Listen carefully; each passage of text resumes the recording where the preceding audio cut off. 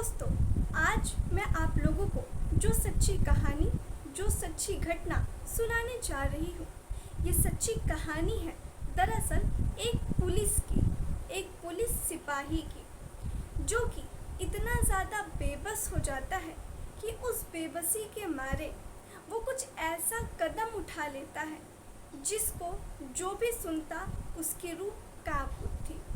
दरअसल दोस्तों, आप लोगों ने सुना होगा कि जब भी कोई आम व्यक्ति परेशान होता है या कोई अमीर व्यक्ति किसी गरीब पर अत्याचार करता है, उसे तंग करता है, उसे किसी भी प्रकार से प्रताड़ित करता है, तो वो गरीब व्यक्ति मदद मांगने के लिए थाने पहुंचता है, पुलिस सिपाहियों के पास पहुंचता है कि वो उसकी मदद करेगी। लेकिन क्या हो जब एक पुलिसकर्मी ही किसी ऐसी मुसीबत में पड़ जाए जिसकी वो ना तो खुद मदद कर पाए, ना ही अन्य उसके पुलिसकर्मी साथी लोग मदद कर सकते थे।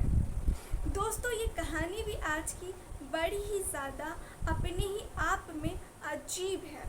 काफ़ी ज़्यादा आप जब सुनेंगे तो ताज्जुब में पड़ जाएंगे कि वाकई में बुरे खेल का बुरा ही नतीजा होता है, चाहे फिर वो एक आम व्यक्ति हो या फिर वो किसी सरकारी पद पर तैनात कोई पुलिसकर्मी।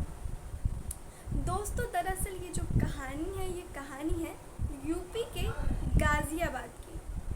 ईवीएम मशीन जिसको बनाने में कम से कम 1 से लेकर के 1.5 महीने तक का समय लग जाता है और इसको बनाने में काफ़ी ज़्यादा लंबा प्रोसेस होता है।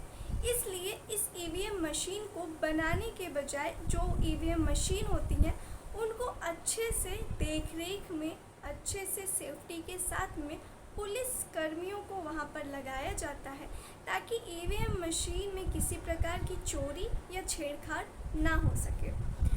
ऐसा ही कुछ बात होती है। गाज़ियाबाद में एक ईवीएम मशीन का सेंटर होता है जहां पर ईवीएम मशीनों को रखा जाता है। अब वहाँ पर 2 पुलिसकर्मी तैनात किए जाते हैं, जिसमें से एक का नाम ध्यान सिंह होता है और दूसरे पुलिसकर्मी का नाम पम्मी होता है। ये दोनों लोग ईवीएम की मशीन की रखवाली कर रहे होते हैं और रात का समय हो जाता है। रात के समय जो ध्यान सिंह होते हैं वो अपना मोबाइल चला रहे होते हैं, मोबाइल में टाइम पास कर रहे होते हैं। थोड़ी ही देर में एक बहुत ही ज़्यादा धमाके की, एक बहुत ही ज़्यादा तेज़ आवाज़ उनके कानों तक पहुंचती है। अब जब वो आवाज़ सुनते हैं कि ये इतनी तेज़ आवाज़ किस चीज़ की है, वो बिल्कुल सन्न रह जाते हैं। उनको समझ नहीं आता कि इतनी तेज़ आखिर आवाज़ किस चीज़ की है। अब वो फ़ौरन भागते भागते पहुंचते हैं उस स्थान पर जहाँ से उनको अंदाज़ा था कि यहाँ से आवाज़ आ रही है। जब वो वहाँ पहुँचते हैं तो देखते हैं कि जो पम्मी होता है, जो दरअसल पम्मी है, वो ज़मीन पर पड़े हुए हैं। अब ध्यान सिंह होते हैं वो काफ़ी ज़्यादा शॉक्ड रह जाते हैं। उनको लगता है कि शायद गलती से जो उनकी सेफ्टी के लिए बंदूक दी जाती है, गलती से बाय मिस्टेक फायर जो हो गया होगा, जिस वजह से गोली उनको लग गई है, वरना वो खुद की जान भला क्यों लेंगे। वो अफरा तफरी करते हैं, लोगों को बुलाते हैं, आवाज़ देते हैं, चीखते हैं, चिल्लाते हैं, बाकी लोगों को जमा करते हैं। बाकी लोग जब आते हैं, पुलिस तक ये बात पहुंचती है, थाने तक। तो जो थाने के अन्य लोग होते हैं, जब वो पूछते हैं कि आखिर यहाँ पर क्या हुआ था, तो जब ध्यान सिंह बताते हैं कि मैं ऐसे ऐसे मोबाइल चला रहा था, मुझे आवाज़ आई, मैं वहाँ पर पहुँचा तो पम्मी जो है वो बेहोश, खूनी हालत में, घायल अवस्था में वो ज़मीन पर पड़े हुए थे और मैंने आप लोगों को आवाज़ दी। मुझे ऐसा लगता है कि शायद बाय मिस्टेक फायर हो गया होगा, बंदूक से गोली चल गई होगी बाय मिस्टेक, इसलिए उनको गलती से गोली लग गई होगी। पर जो लोग थे, अब उनका सोचना ये भी था कि ऐसा भी हो सकता है कि ध्यान सिंह झूठ बोल रहा हो। शायद वहाँ पे ध्यान सिंह और पम्मी के बीच में कोई झगड़ा, लड़ाई, बहस हुई हो, जिसकी वजह से ध्यान सिंह को गुस्सा आया हो और उसने पम्मी की हत्या कर दी हो गोली मार के, और अब वो बातें छुपा रहा है और झूठ बोल रहा है। लोगों को देखने का नज़रिया अब ये भी था। अब जो 2 दिन का वक्त गुजरता है, जांच पड़ताल की जाती है।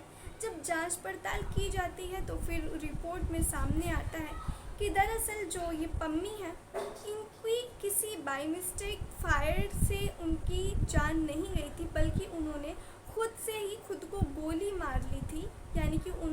सुसाइड कर लिया था खुद की बंदूक से गोली मार के। अब लोगों के दिमाग में जब ये बात गई तो लोग ये भी सोचने पर मजबूर हो गए कि आखिर एक पुलिस जो कर्मचारी, एक जो पुलिस सिपाही है, आखिर उसके ऊपर ऐसी क्या नौबत आ पड़ी कि वो अपनी ही जान ले बैठा ड्यूटी करते करते। आखिर ऐसी क्या बात हो गई, ऐसी कौन सी वजह रही होगी। तो फिर जब और आगे जांच पड़ताल चली, जब फ़ोन खंगाला गया, कॉल डिटेल्स देखी गई, फ़ोन में सारी चीज़ें चेक हुई, तो एक वीडियो भी सामने आया। वो वीडियो काफ़ी ज़्यादा जो वायरल होने लगा, और वो वीडियो कुछ ऐसा था कि ध्यान से कि जो पम्मी है, वो पम्मी ने एक वीडियो बनाया जो। तो दोस्तों ये जो पम्मी सिंह है, दरअसल बात ऐसी होती है कि ये जो पम्मी सिंह है, ये एक जब यहाँ पे जब इनकी नई नई ड्यूटी लगती है, नए नए ये पुलिस कर्मचारी बनते हैं, इनकी शादी होती है। शादी होने के बाद में इनकी फैमिली होती है, लेकिन उनके पास के मोहल्ले में एक लड़की होती है जो कि उनको देख के हमेशा मुस्कुराती थी। जाहिर सी बात है, इनको भी प्यार हो गया, ये भी प्यार में पड़ गए। उसके बाद में ये लोग आपस में बातचीत किया करते थे, वीडियो कॉल किया करते थे, कई बार वक्त निकाल के मिलने भी जाया करते थे। तो वो सारी चीज़ें जो होती हैं, आप लोग समझ रहे, वो सारी चीज़ें भी हुई। और वो सारी चीज़ें होने के बाद में अब ये जो लड़की थी वो पम्मी से पैसे मांगा करती थी। तो जो पम्मी है, क्योंकि वो उसकी गर्लफ्रेंड थी, तो वो उसको पैसे दे दिया करता था। लेकिन ये वक्त का सिलसिला ऐसे ही चलता रहा। अब वो जो लड़की होती है वो उससे दोबारा पैसे मांगती है, पम्मी दोबारा से पैसे देता है। लेकिन अब ये जो लड़की है, इसकी डिमांड बढ़ती जाती है, वो हमेशा पैसे मांगती जाती है। लेकिन एक बार जब पम्मी मना कर देता है कि मेरे पास इतने पैसे नहीं हैं, मैं तुम्हें कहाँ से ला कर दूँ, तब ये जो लड़की होती है वो अपने असली रंग दिखाती है और उसको करने लगती है ब्लैकमेल, और धमकाने लगती है कि मुझे इतने इतने पैसे चाहिए, अगर मुझे इतने पैसे नहीं मिले तो फिर ये जो वीडियोस है मैं सबको बता दूंगी, तुम्हारे ऊपर झूठे झूठे केस लगाऊंगी, वीडियो वायरल करूंगी। और मैं अभी क्योंकि नाबालिग हूँ, मैं 18 साल की नहीं हूँ, तो मैं तुम्हारे पर कोई भी केस लगाऊं, अपनी मर्ज़ी से मैं तुम्हारे साथ की या तुमने ज़बरदस्ती किया, तुम्हारे ऊपर वो सारी चीज़ें होंगी, तुम्हारी सरकारी नौकरी जा सकती है। जी, ये सारी चीज़ें जब पम्मी सुनता है तो वाकई में उसको यकीन हो जाता है, क्योंकि वो एक पुलिस कर्मचारी होता है। तो उसको पता था कि पुलिस किस तरीके से काम करती है, क्योंकि वो कहीं ना कहीं फंस जाता सही होने के बावजूद भी, क्योंकि वो लड़की 18+ नहीं थी।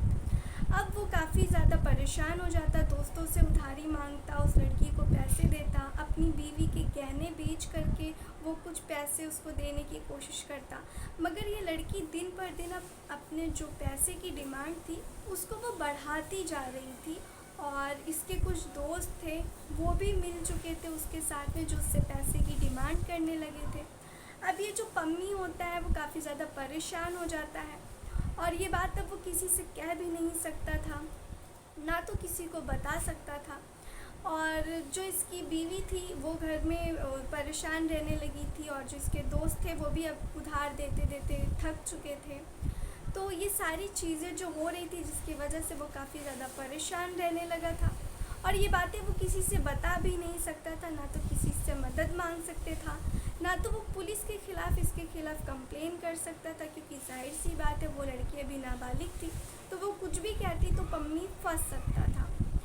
तो इस वजह से ये जो पम्मी होता है वो एक दिन की बात होती है, जो वो वीडियो रिकॉर्ड करता है। वीडियो रिकॉर्ड करने के बाद वो अपनी सुसाइड की वजह बताता है, और अपने आप को वहीं पर ड्यूटी करते करते गोली मार लेता है, और गोली मार करके वो वहीं पर गिर पड़ता है। और उतने में आवाज़ उसके दोस्त को, यानी कि ध्यान सिंह, जो कि साथ में ही ड्यूटी कर रहे होते हैं, उनको आवाज़ आती है। वो पहुंचते हैं और सारे लोगों तक बुलाते हैं और उनको हॉस्पिटल लेके जाते हैं। लेकिन हॉस्पिटल जाते जाते वो वहीं पे दम तोड़ देता है पम्मी, और उनकी मौत हो जाती है।